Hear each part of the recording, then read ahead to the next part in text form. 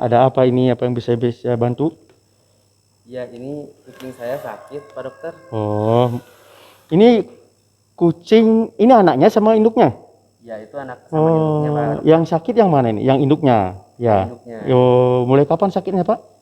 Ini mulai udah kelihatan dari gejalanya tuh udah 1 minggu yang Udah lalu. 1 minggu. Udah pernah dibawa kemana saja?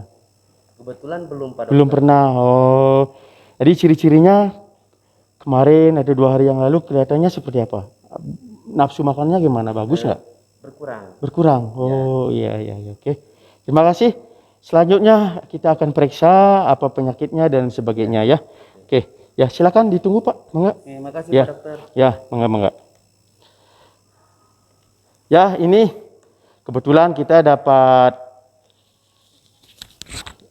pasien ya, kucing beserta induknya, anaknya beserta induknya yang dibawa oleh seorang bapak. Katanya ini sakit. Ya. Kebetulan nyambung dengan materi yang akan Bapak sampaikan, yaitu melakukan tahap-tahap pemeriksaan ternak. Nah, di sini kebetulan ada pasien, ya. Bagaimana cara melakukan pemeriksaan ternak ini, kucing ini, secara baik dan benar. Nah, tujuannya adalah supaya kalian sebagai peserta didik bisa atau mampu untuk membantu selaku para medis, bisa membantu dokter hewan untuk melakukan pemeriksaan. Minimal menghandle, kemudian membantu melakukan pemeriksaan dengan menggunakan beberapa alat. Yang kedua, tujuan daripada melakukan tahapan pemeriksaan ini adalah agar kalian bisa mengenali beberapa tahapan yang harus kalian lakukan ketika melakukan pemeriksaan hewan atau ternak. Yang pertama, yang harus kalian ketahui, tahapan yang pertama adalah kenali dulu dari segi sinyalemen ternak ini atau kucing ini. Artinya apa? Sinyalemen artinya tanda-tanda atau ciri-ciri yang ada pada kucing ini. Tadi sudah dibawa oleh Bapak yang bersangkutan 2 ekor kucing, yaitu jenisnya jenis lokal ini, peranakan ya, campuran. Kemudian jenis kelaminnya adalah betina. Ya, betina. Kemudian warnanya kekuningan dan hitam.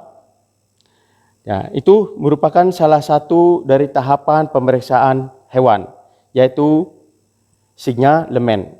Nah, sinyalemen diantaranya seperti sudah Bapak bilangkan tadi, berikutnya adalah yang termasuk di dalamnya adalah pemilik ternak. Kita jangan lupa menanyakan siapa pemiliknya, di mana alamatnya, bila mana perlu nomor HP-nya dan lain sebagainya. Nah, kemudian kita akan memasuki pada tahapan yang kedua, yaitu anamnase. Tadi sudah Bapak tanya, anamnase yang artinya keterangan yang didapat dari pemilik kucing ini. Bapak tadi bilangkan bahwa sudah beberapa hari ini atau 1 minggu ini kucingnya mengalami kelainan atau sakit. Kemudian nafsu makannya juga agak terganggu. Nah, kita akan periksa. Dari keterangan-keterangan Bapak tadi yang termasuk di dalamnya adalah keterangan anamnase, maka kita akan lanjutkan pada pemeriksaan atau tahap pemeriksaan yang ketiga, yaitu status present. Nah, status present yaitu apa yang ada, keadaan-keadaan yang ada pada ternak ini. Yang pertama yang tercakup di dalam status present adalah suhu tubuh. Nah, kita bisa menggunakan alat yang namanya termometer untuk melakukan pemeriksaan suhu tubuh. Suhu tubuh bisa kita lakukan kalau manusia mungkin di bagian ketiak, ya, kemudian di mulut. Tapi kalau hewan seperti kucing ini dapat kita lakukan di bagian kelawakanya, di bagian anusnya. Nah, Kita harus tahu bagaimana perbandingan antara suhu daripada suhu normal dan suhu perubahan-perubahan yang terjadi pada ternak ini. Kemudian yang berikutnya yang termasuk ke dalam status present adalah denyut jantung atau denyut nadi. Denyut jantung bisa kita menggunakan alat stetoskop untuk mengukurnya. Ya, begini caranya. Mengukur denyut jantung pada hewan ini, kita bisa gunakan alat bantu stetoskop, yaitu di bagian os kostek atau tulang iga, di bagian 3, 4, sampai 7. Kemudian kita dengarkan bagaimana denyut jantungnya sebelah kiri. Bandingkan bagaimana suara-suara, apakah ada suara ikutan. Nah, kemudian kita juga dapat memeriksa status present yang lainnya seperti gerak perut. Gerak perut bisa kita lakukan seperti ini. Ya. Apakah ada kelainan-kelainan, peristaltiknya seperti apa? Apakah ada suara-suara yang lain dan sebagainya. Kemudian pernapasannya juga termasuk di dalam status present. Pernapasan kita bisa lihat pernapasan secara torakalis, pernapasan secara diafragma, pernapasan secara abdomen atau pernapasan perut. Nah, bisa juga kita menggunakan alat ini untuk mengetahui bagaimana suara-suara pernapasan yang terjadi, kelainan-kelainan yang terjadi pada saat melakukan pernapasan. Ya, kita periksa sepanjang paru-parunya, sebelah kiri atau kanan boleh, pada os kostek, sebelah kanan dan sebelah kiri.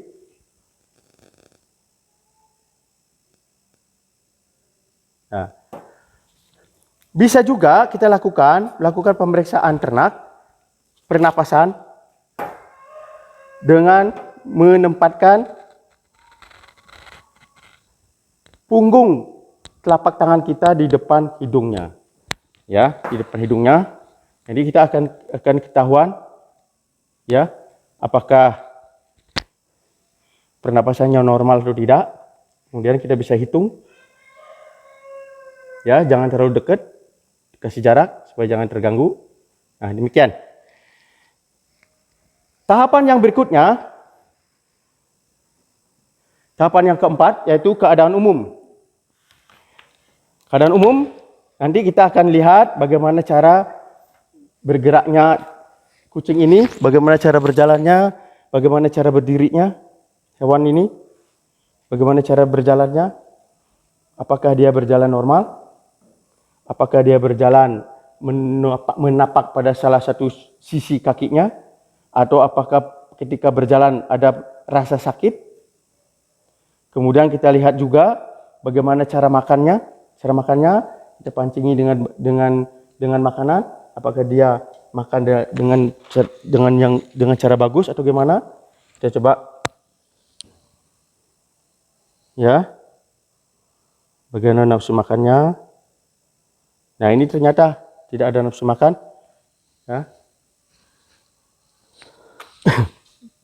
Itulah beberapa tahapan yang tercakup di dalam keadaan umum. Kemudian, setelah kita melaksanakan tahapan-tahapan tadi yang terdiri dari sinyalemen, anamnase, status present, dan keadaan umum, maka tahap berikutnya adalah tahap diagnosa. Nah, diagnosa ini artinya menyimpulkan hasil pemeriksaan tadi dari beberapa tahap yang sudah kita lakukan tadi, kita simpulkan apa diagnosanya. Ya, sebelum diagnosa, saya lompat lebih ke atas lagi, yaitu prognosa.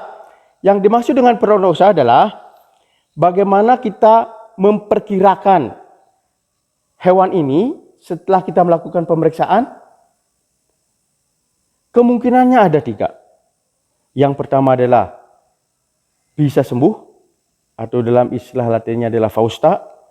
Kemudian hewan ini setelah kita melakukan pemeriksaan bisa tidak sembuh atau infausta, atau setelah kita periksa kita mengalami keraguan terhadap hasilnya nanti yang disebut dengan dubious. Jadi ada 3 kemungkinan prognosa atau ramalan kita atau perkiraan kita setelah melakukan pemeriksaan. Yang pertama adalah fausta, infausta, dan dubious. Bisa sembuh, tidak bisa sembuh, dan ragu-ragu. 50-50, 50% bisa sembuh, 50% tidak bisa sembuh. Nah, bagaimana langkah kita untuk menghadapi hal ini? Ketiga kemungkinan tadi atau ramalan tadi harus disampaikan kepada pemilik, kepada si empunya. Tahap berikutnya, setelah kita melakukan tahapan pemeriksaan yang terdiri dari signalemen, anamnase, status present, kemudian keadaan umum, kita melanjutkan kepada tahap berikutnya, yaitu tahap prognosa. Prognosa artinya bahwa kita akan memberikan suatu perkiraan atau ramalan tentang bagaimana selanjutnya hewan ini setelah dilakukan pemeriksaan. Ramalan yang dimaksud adalah apakah setelah kita melakukan penanganan nanti hewan ini atau kucing ini akan 1 bisa sembuh atau fausta, 2 apakah tidak sembuh atau infausta, yang ketiga apakah hewan ini kita ragu-ragu apakah bisa sembuh atau tidak. 50% bisa sembuh, 50% bisa tidak sembuh. Nah, untuk itu maka kita akan mengambil suatu tahapan berikutnya, yaitu yang disebut dengan tahapan diagnosa. Diagnosa ini adalah merupakan suatu kesimpulan dari hasil pemeriksaan yang kita telah lakukan yang di atas. Kesimpulan yang didapat sudah barang tentu akan dipakai sebagai patokan untuk melakukan penanganan terhadap kucing ini. Dari sekian pemeriksaan yang kita lakukan sampai diagnosa, maka kita akan menuliskannya atau merekapnya ke dalam rekap medik. Ini contohnya rekap medik. Di dalam rekap medik ini sudah tercantum ada yang disebut dengan nama hewan, jenis hewan, umur, nama pemilik, alamat telepon, tanda khusus, kemudian jenis kelamin, warna, ras. Nah, di sini juga sudah ada beberapa tahapan yang tercantum, di antaranya adalah tanggal melakukan pemeriksaan, kemudian anamnase, kemudian diagnosa.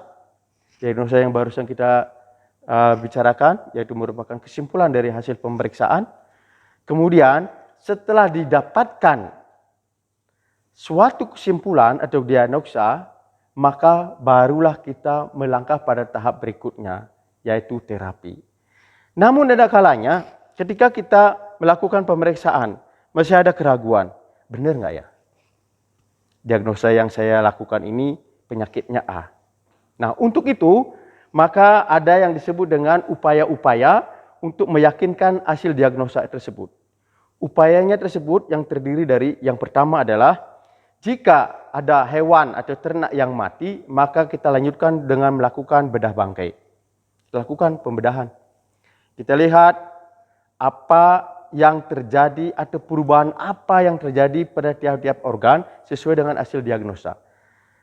Kemudian kita lakukan upaya yang berikutnya yaitu dari hasil pembedahan ada organ-organ atau cairan-cairan tertentu yang bisa kita gunakan sebagai bahan untuk melakukan pemeriksaan lab.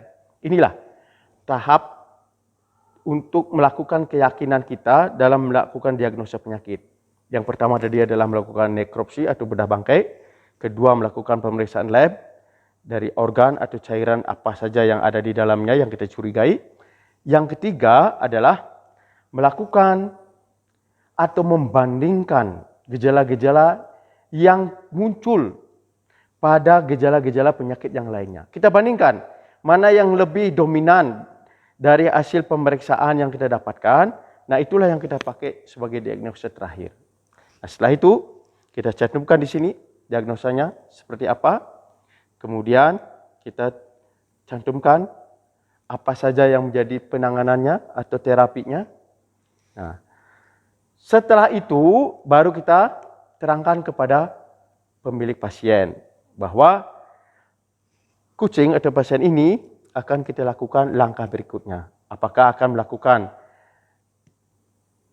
penanganan lebih lanjut atau penanganan di opnaim atau rawat jalan dan lain sebagainya. Itu semuanya harus dengan persetujuan pada pemilik hewan. Anak-anakku sekalian, dari materi yang Bapak sampaikan tadi, dapat kita simpulkan bahwa tahapan pemeriksaan itu ada 6. Ada 6. Yang pertama adalah sinyalemen, yaitu ciri-ciri atau tanda-tanda daripada hewan atau ternak yang akan kita periksa. Yang kedua adalah anamnase, berupa keterangan, sejarah atau histori yang kita dapatkan dari keadaan hewan yang diperoleh dari pemilik hewan atau yang membawa hewan. Yang ketiga adalah status present. Semua keadaan atau kedudukan di dalam hewan yang bisa kita ukur tanpa atau menggunakan alat. Seperti suhu badan, denyut nadi, pernapasan, gerak perut dan lain sebagainya. Kemudian yang berikutnya adalah tahapan keadaan umum. Bagaimana cara berjalannya ternak, bagaimana cara makanannya ternak, bagaimana cara tidurnya ternak, itu termasuk dalam keadaan umum. Kemudian baru melakukan prognosa. Prognosa di sini adalah merupakan kesimpulan dari beberapa tahapan pemeriksaan yang dahulu, yang di atasnya, yang terdiri dari sinyalemen, anamnase, status present, dan keadaan umum. Jadi 4 tahapan ini sudah kita lalui, baru kita dapatkan prognosa, yang merupakan ramalan atau kemungkinan hasil pemeriksaan itu apakah ternaknya bisa sembuh atau tidak bisa sembuh atau dubius, ragu-ragu. Yang berikutnya adalah diagnosa. Dari semuanya, dari semua tahapan yang kita lakukan, didapatkanlah suatu kesimpulan yang disebut dengan diagnosa. Diagnosa ini untuk memperkuat lagi. Kalau kita masih ragu dengan diagnosa yang kita dapatkan, maka kita menggunakan langkah-langkah berikut. Yang pertama, kalau ada ternak atau hewan yang mati, maka kita lakukan pembedahan bangkai atau nekropsi. Yang kedua, kalau ada organ atau cairan yang terduga ada kelainan, maka diambil sebagai bahan pemeriksaan lab. Yang ketiga, yaitu membandingkan beberapa perubahan-perubahan atau gejala-gejala yang terdapat pada hewan yang kita periksa tadi. Kemudian diambillah suatu keputusan bahwa ternak ini menderita penyakit apa atau diagnosanya apa. Selanjutnya akan mendapatkan apa yang harus kita lakukan atau penanganan apa yang akan kita lakukan berupa terapi, pemberian vitamin dan sebagainya. Demikian yang dapat Bapak sampaikan. Mudah-mudahan apa yang dapat Bapak sampaikan ada manfaatnya buat Bapak sendiri, buat anak-anakku sekalian, kemudian untuk masyarakat yang umum, dan dapat diterapkan atau diamalkan di masyarakat.